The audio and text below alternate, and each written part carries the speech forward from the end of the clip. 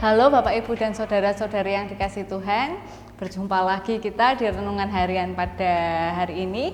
Dan kita sudah memasuki minggu yang baru lagi. Semoga kita semua memasukinya dengan harapan yang baru, dengan semangat yang baru, dan dengan penuh sukacita. Dan kiranya kasih setia Tuhan terus melingkupi kita di dalam kondisi apapun dan dimanapun kita berada. Nah, sebelum kita bersama-sama merenungkan firman Tuhan, mari terlebih dahulu kita berdoa. Mari kita berdoa.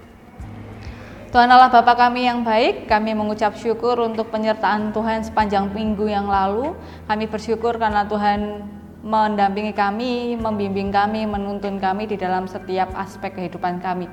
Dan kami sungguh bersyukur karena Tuhan memberikan kami anugerah dan kesempatan sehingga kami dapat menjalani hari-hari kami yang baru di minggu yang baru ini. Sebentar kami akan merenungkan firman Tuhan, kiranya Tuhan menolong kami supaya kami semakin memahami, semakin mengerti apa yang menjadi kehendak Tuhan, dan kiranya Roh Kudus memegang tangan kami sehingga kami dapat melaksanakan seluruh kehendak Tuhan di dalam kehidupan kami.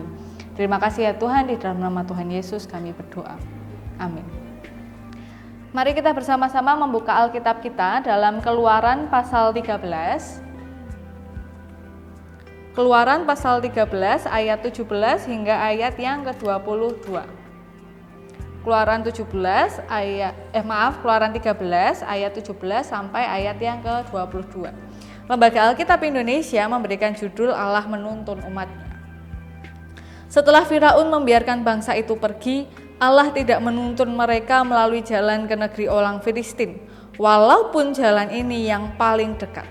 Sebab firman Allah, jangan-jangan bangsa itu menyesal apabila mereka menghadapi peperangan sehingga mereka kembali ke Mesir. Tetapi Allah menuntun bangsa itu berputar melalui jalan di padang gurun menuju ke Laut Teberau. Dengan siap sedia berperang berjalanlah orang Israel dari tanah Mesir. Musa membawa tulang-tulang Yusuf sebab tadinya Yusuf telah menyuruh anak-anak Israel bersumpah dengan sungguh-sungguh. Allah tentu akan mengindahkan kamu, maka kamu harus membawa tulang-tulangku dari sini. Demikianlah mereka berangkat dari Sukot dan berkemah di Etam di tepi padang gurun. Tuhan berjalan di depan mereka pada siang hari dalam tiang awan untuk menuntun mereka di jalan, dan pada waktu malam dalam tiang api untuk menerangi mereka, sehingga mereka dapat berjalan siang dan malam. Dengan tidak beralih, tiang awan itu tetap ada pada siang hari dan tiang api pada waktu malam di depan bangsa itu. Demikianlah pembacaan firman Tuhan pada hari ini. Yang berbahagia adalah setiap dari kita yang merenungkan, kita yang mendengarkan dengan sungguh-sungguh, memelihara dan melaksanakan di kehidupan kita setiap harinya. Bapak, Ibu, dan saudara-saudara yang dikasihi Tuhan, bagaimana kabarnya? Apakah hari-hari ini menjadi hari-hari yang semakin menyenangkan atau semakin merisaukan, atau bagaimana yang saat ini dialami oleh Bapak Ibu di rumah? Mungkin ada yang sudah semakin tenang hatinya, mungkin juga malah ada yang semakin gelisah dengan adanya beberapa berita. Tetapi mari kita bersama-sama memohon penguatan dari Tuhan melalui firman yang akan bersama-sama kita renungkan ini. Bapak, Ibu, dan saudara-saudari yang dikasihi Tuhan, seperti yang kita dengar atau kita baca di berita, memang awalnya diprediksikan bahwa pertengahan tahun pandemi corona ini akan usai begitu di Indonesia. Jadi memang ada yang memprediksikan begitu. Tetapi ada juga berita yang mengatakan bahwa ada kemungkinan bahwa pandemi corona ini usainya dengan tuntas ini baru akan masih mundur. Jadi mungkin sampai pada akhir tahun seluruh dunia akan usai begitu pandemi coronanya. Jadi mungkin jadi banyak orang bertanya-tanya, kenapa ya kok malah diperpanjang, kenapa ya kok nggak segera begitu ini semua berakhir. Nah, ini juga yang mungkin saat itu dialami oleh bangsa Israel. Jadi kalau Bapak Ibu punya luang waktu lebih, mari dipelajari peta dari Mesir ke tanah perjanjian yang saat itu dijanjikan. Jadi sebenarnya kalau dihitung-hitung, waktu tempuhnya itu tidak sepanjang yang harus mereka alami. Jadi harusnya tidak perlu ditempuh sampai sepanjang itu, tetapi mereka berjalan cukup jauh. Bahkan mereka harus melewati jalan di padang gurun.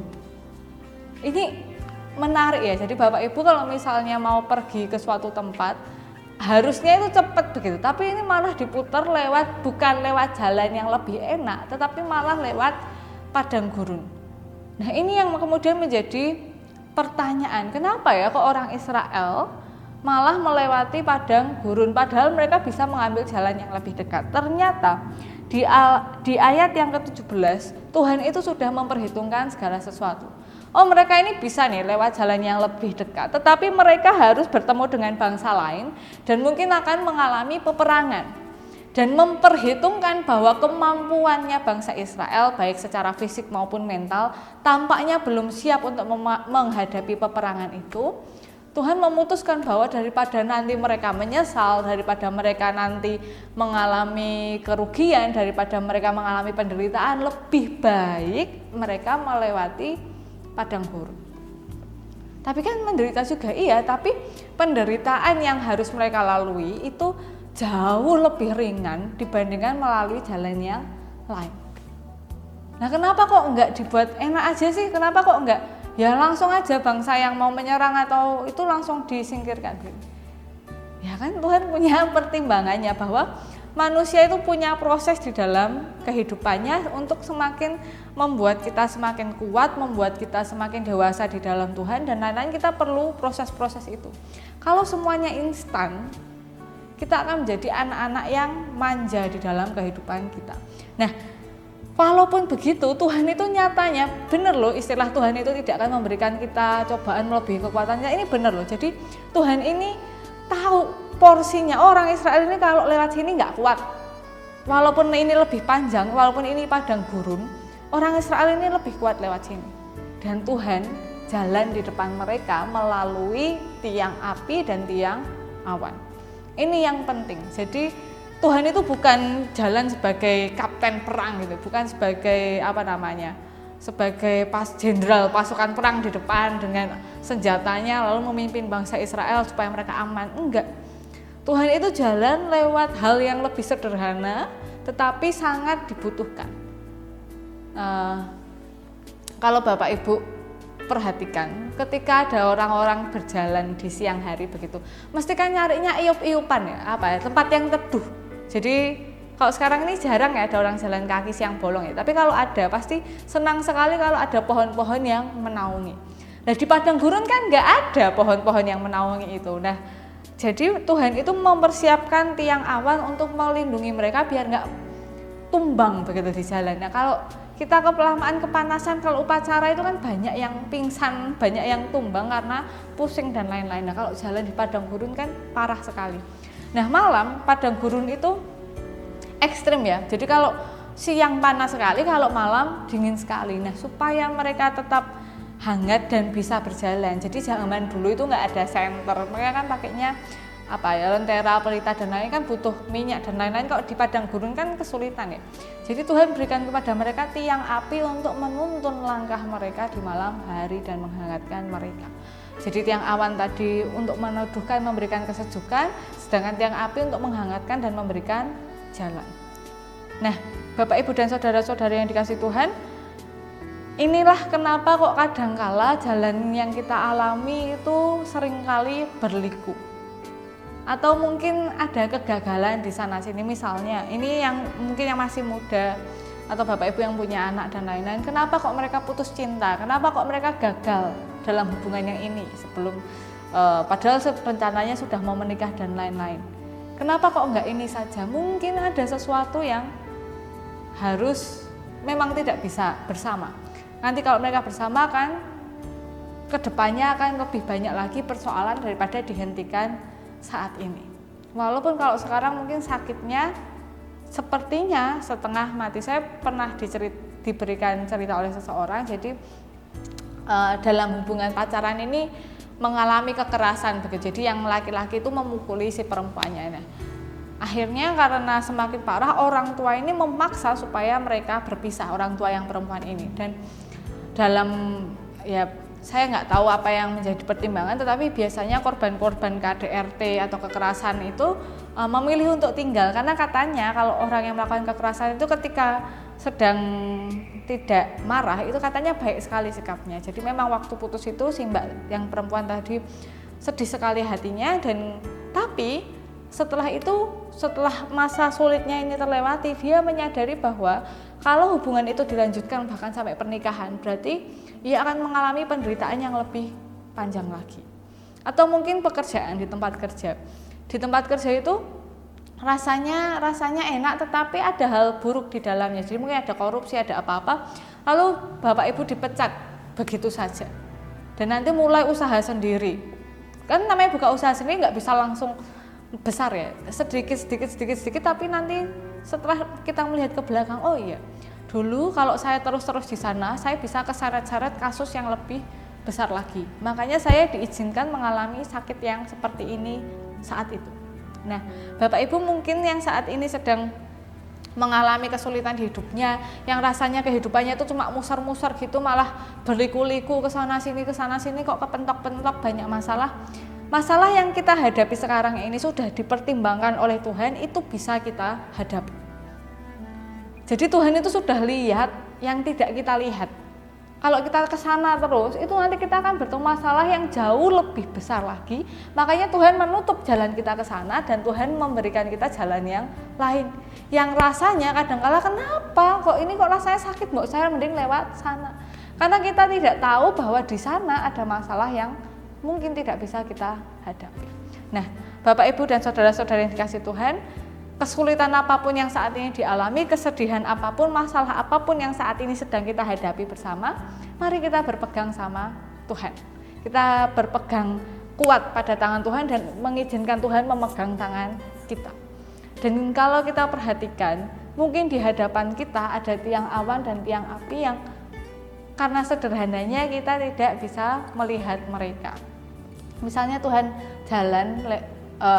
Tuhan menolong melalui tiang api berupa tetangga yang baik hati. Jadi kesulitan ini kok ternyata saya ditolong oleh tetangga. Saya mendengar bahwa di daerah Wonosari ada beberapa orang yang positif corona dan beberapa orang harus diisolasi dirinya. Tetapi orang-orang di sekitarnya, di tetangganya dan bahkan ada posko yang peduli dan merawat mereka. Ini patut kita apresiasi, patut kita acungi jempol. Bagaimana orang-orang mau menjaga kehidupan, merawat kehidupan orang lain dengan mengirimkan makanan, mengirimkan pembalut yang bahkan mungkin jarang ya ada orang nyumbang pembalut. Padahal ini kan dibutuhkan oleh orang yang terisolasi. Tapi orang-orang ini menolong sampai ke hal-hal yang kecil-kecil. Nah, Tuhan menolong mereka lewat orang baik itu.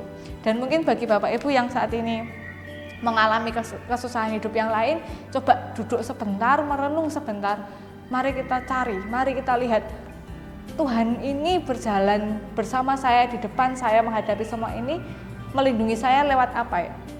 Kalau kita sudah merenung, kalau kita sudah duduk, kita dapat memastikan bahwa oh iya, Tuhan ini tidak meninggalkan saya dan tidak ada alasan lagi bagi saya untuk berjalan bersama Tuhan, menghadapi semua ini bersama dengan Tuhan.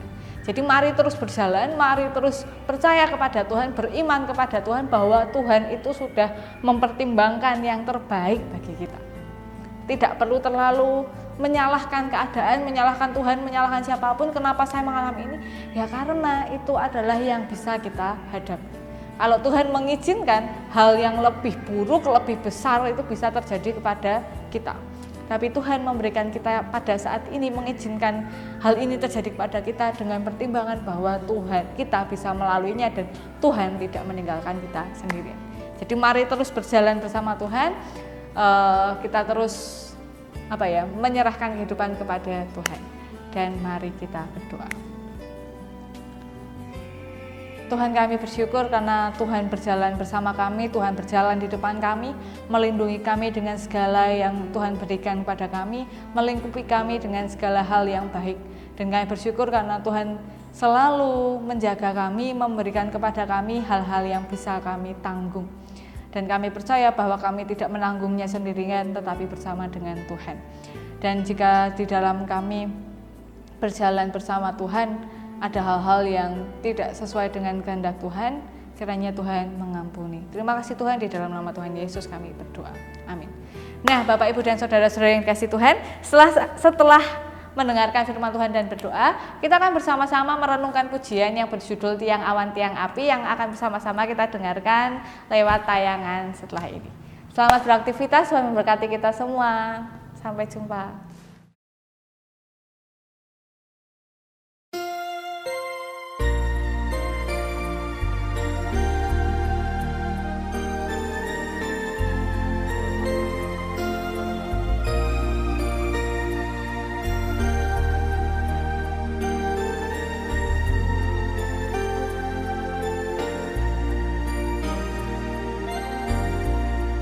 Ku tak perlu khawatir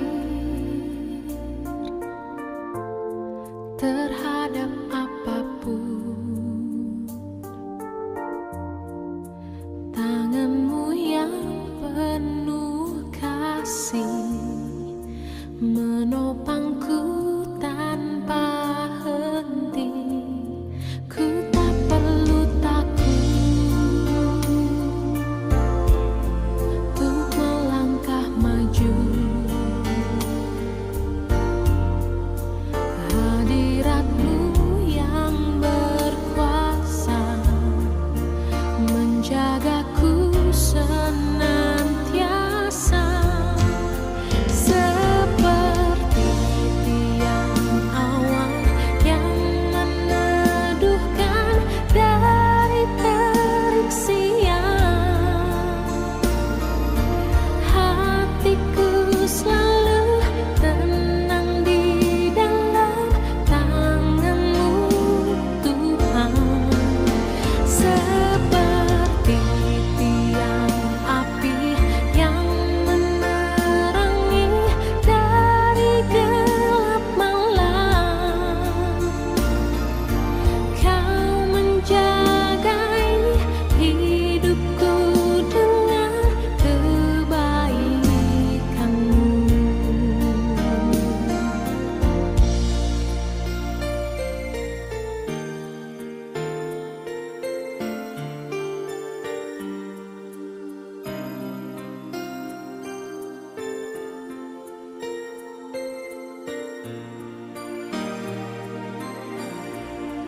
Ku tak perlu kuasa